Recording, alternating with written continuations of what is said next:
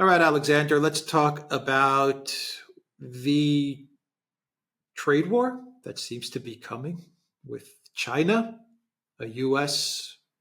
Uh, trade tariff war, and possibly, probably EU as well.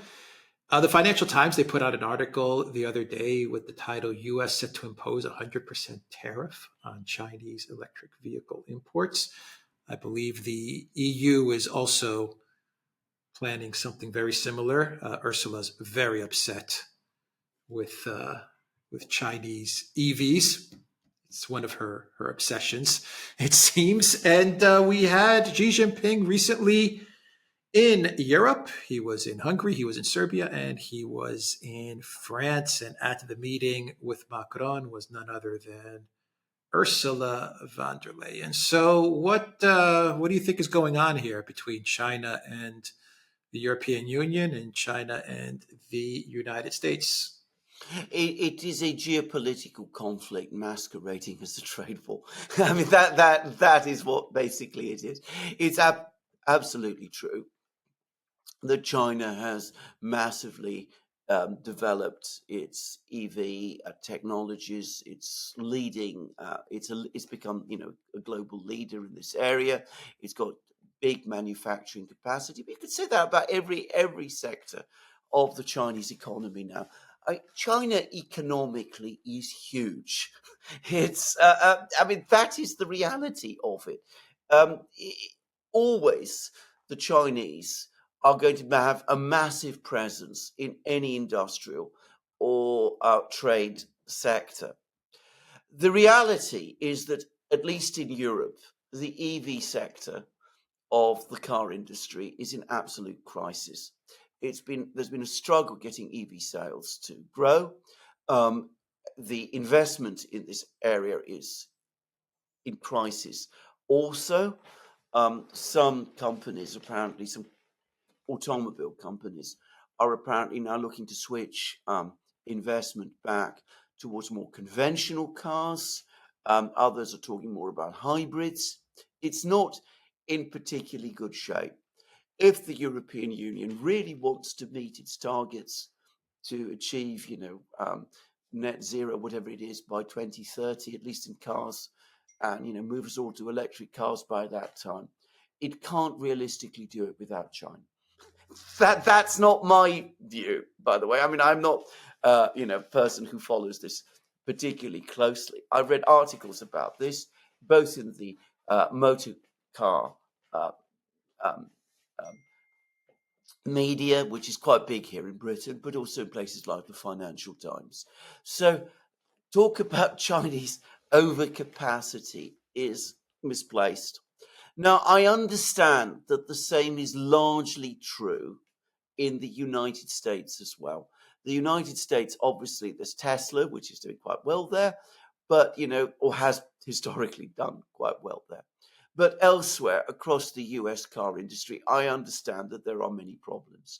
So, again, if they are going to meet their targets, then again, logically, they have to try and import some cars from China. It can't be done otherwise. Now, they say they're not prepared to push their targets back, which might have been the alternative option. What they're going to do instead, despite the fact that they need imports from China, is that they're going to push up these huge tariffs. Why are they pushing up these tariffs? Because they want to do everything they can, and I think this is now becoming increasingly clear, to choke off or to close off Chinese development in advanced technologies, be it these sort of electric vehicle technologies, how advanced they really are. I'm not going to get into a discussion about that. I don't have that understanding, but that's the assumption that these are going to be the motor vehicle technologies of the future. They want to close the Chinese off there. They also, as we know, want to close the Chinese off in microchips, in solar panels, in every kind of high-tech field that they possibly can, because the Western powers have come to see China essentially as a major geopolitical competitor. So this is what it is. It's about containing China. I'm not saying that, the Chinese haven't taken advantage of the West in the past, that they haven't encroached on Western businesses and done damage to some Western industries. But this was always, remember, driven by decisions made in the West itself. Western governments, as I very well remember, and Western businesses chose to outsource production to China. I can remember in the 90s and 2000s, this was considered the smart thing to do. You relocated your industry to China, your dirty manufacturing to China, so that you could focus on the more high tech, more advanced sectors within your own economy. What's now happened is the Chinese economy has grown to the point where it's developing high-tech sectors of its own, and people in the United States and Europe, to their own detriment, want to stop it. Right. So one part of the China row is overcapacity. That's the one beef that the United States and the EU have with China. This overcapacity problem. They need to settle and resolve this Chinese overcapacity. The other part of the equation is the Chinese supply of dual use goods to Russia in order to fund Russia's war machine. Blinken talks about this often. Ursula talks about this often. What do you think they're telling China with regards to the supply of dual use goods to Russia? What deals are they trying to cut with China? What agreements are they trying to make with China in order to get China to stop working with Russia? Yeah, I mean, I can just deal with the overcapacity thing first, because I mean, I've now been reading through all the various things that all the various Western officials and political leaders, Blinken and Borrell and all those people have been saying. Ursula, what they're basically saying, it's quite clear what they mean is that China's economy is too big. It has to be cut down to size. The fact that China has now overtaken the West in manufacturing and is now competing with high technology, that upsets the proper balance of the world as they see it. It risks taking away technological and industrial leadership from the West, and that's what they don't want to see happen. If you read their statements, it's not actually so carefully disguised. Now, the business about Russia, China's relations with Russia, this is taking increasingly now center stage. Partly it's a rhetorical device, because what they want to do is that they want to use China's trade with Russia as an excuse to impose all of these restrictions. First sanctions, tariffs, paint China as this unfriendly country that is a threat and a challenge to the West and all that. But of course, secondly, they very much want to win the war in Ukraine. They've been spooked by the fact that the Russians are massively outproducing them. They've convinced themselves that the reason their sanctions aren't working is because the Chinese are supporting the Russian economy. And of course, it isn't just the Chinese, by the way, the Indians too, but it's China that they want to talk about more. So they're saying to China, stop supplying Russia with dual use technologies, including chips and machine tools. The trouble is that pretty much any industrial good can be described as a dual use technology. So if the Chinese were to agree to something like that, they would be faced with unending demands to restrict ever more types of goods, industrial goods, to Russia. And it wouldn't just be Russia. sooner or later, it will be other countries, any other country that the West sanctioned, they'd be coming along to the Chinese and said, look, you can't trade with them. You can't supply, say, Ethiopia with machine tools because these are dual-use technologies. And Ethiopia is misbehaving according to us, or Iran is misbehaving according to us, or whichever country in the world is misbehaving according to us. And therefore, you've got to stop doing it.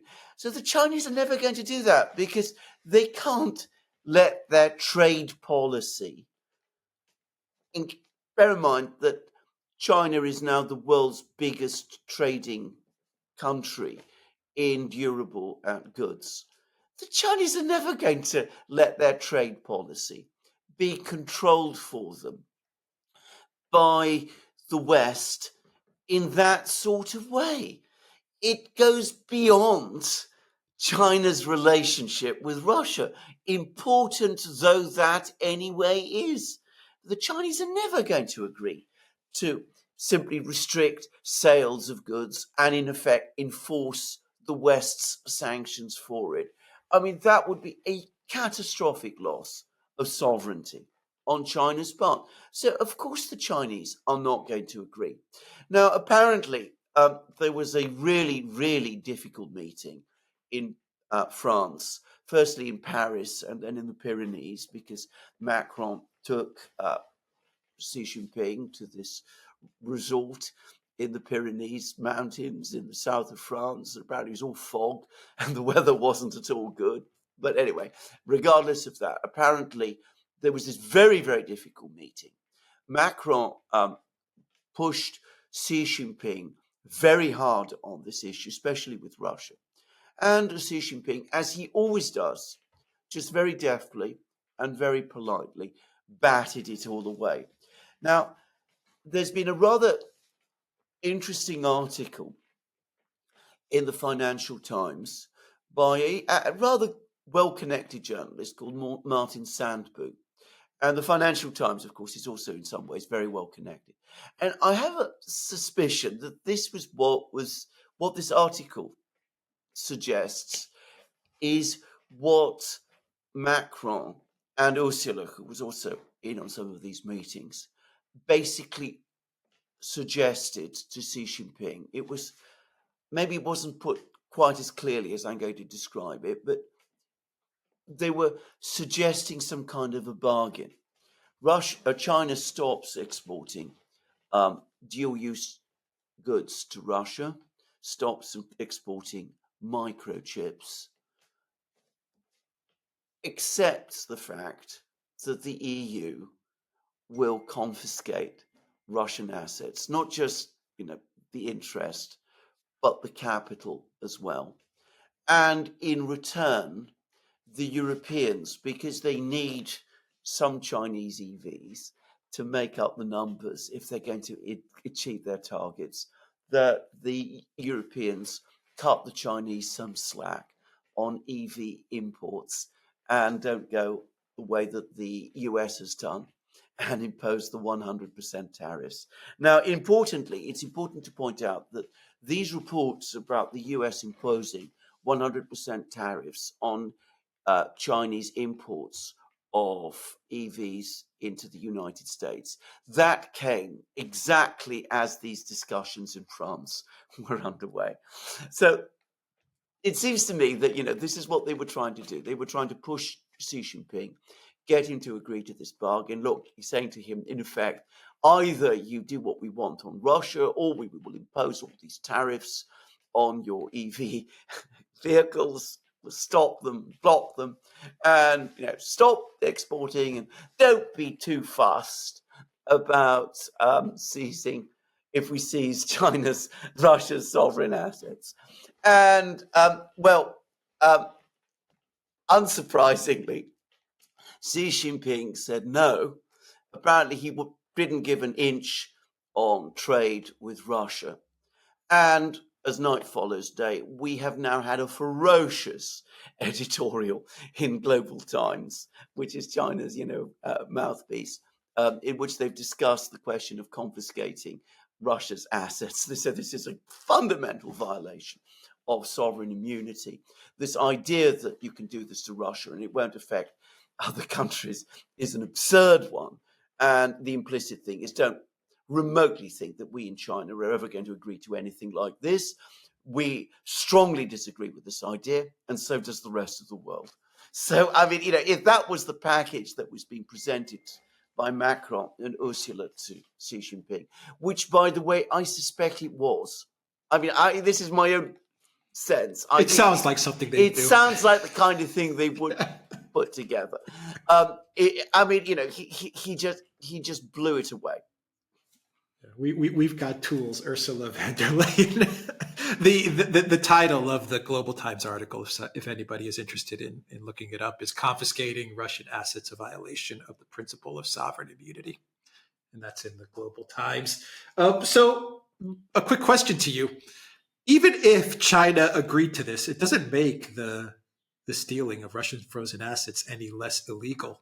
I mean, I don't understand what the thinking is. Just because China were to say, okay, go ahead, does that make it legal now to take these frozen assets? No. On the contrary, it is an admission that it is illegal. What they're asking the Chinese to do is, in effect, to become a co-conspirator in this theft. The Chinese, no, we're not bound. You go ahead, steal those assets. And, we're not going to be too fussed. We're not going to be too bothered. We're not worried about international law or sovereign state immunity, even though, we got far more assets locked up in the West than the Russians ever did. So potentially could affect us much more. But, we're not too worried. As I said, it is on the contrary. It is, properly speaking, an admission of its illegality. If it was legal to do, you wouldn't need China's agreement. It's obvious. Yeah, that was my follow-up question to wrap up the video. If this was indeed a bargain, a proposal that was made to China, if it was, then I would imagine that China would leave France even more freaked out about the assets that they hold in the collective West. I would imagine that Xi Jinping would be getting on the plane, leaving France, going, my God, we better get our assets out of here ASAP. That's exactly what they're doing. And in fact, they're buying gold, at a staggering rate, apparently. And they're hoarding strategic minerals and everything that they can do, because they can see that this massive geopolitical rift is coming. And the Chinese are not fools. They know that it's not ultimately even about Russia. It's ultimately about themselves. The whole overcapacity thing gives away the whole story. The fact that they've become too big, too fast, and that they're seen as a challenge and as a threat to the West is what ultimately drives everything. So that is what the Chinese are doing. It's clear to me, reading the Chinese media, that they were, to put it mildly, unhappy about the meeting with the French and with the EU. But what the Chinese say, which is always very measured, pales compared to what the media in France in particular has been saying. If you go to Le Monde, for example, it's clear that the summit was a complete failure and that the relations have actually deteriorated. The Financial Times as well, that in fact the meeting not only didn't go well, but that it went badly and very badly wrong. I don't understand the strategy that the West takes with China. Help us, China, help us destroy Russia so that we can then destroy you. Don't they realize that this is a no-go with China? That's their strategy. Help us destroy Russia so that eventually we can turn everything against you. Yes, they still, you as in China. Yeah, they still persist in massively overestimating their own power. They believe that the Chinese are so, will be so shocked and frightened by the mere threat of tariffs on EV cars that the Chinese will simply buckle and capitulate to what they demand. And they also overestimate their own intelligence, and the other sides underestimate the other sides. They think that the Chinese cannot adapt to these pressures that they're putting on them. And they also, I suspect, assume that if Xi Jinping holds firm and takes the stand that he is clearly intent on taking, there'll be other people in China who will rise up and put pressure on him and maybe remove him if he doesn't do what they want. It's the same thing that they thought with Russia before.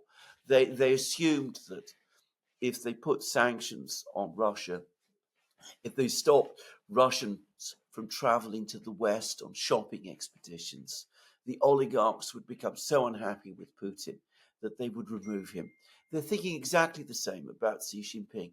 They're making the same mistake, by the way, that I encountered many times when I was interviewing people who were acknowledged criminals. Criminals always assume that everybody else is as cynical about things as they are. And that's exactly what you find from the leaders of the West at the moment.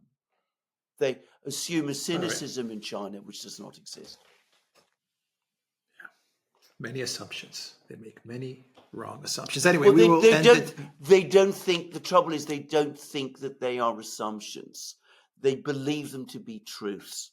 They believe that Russians are cynical about everything.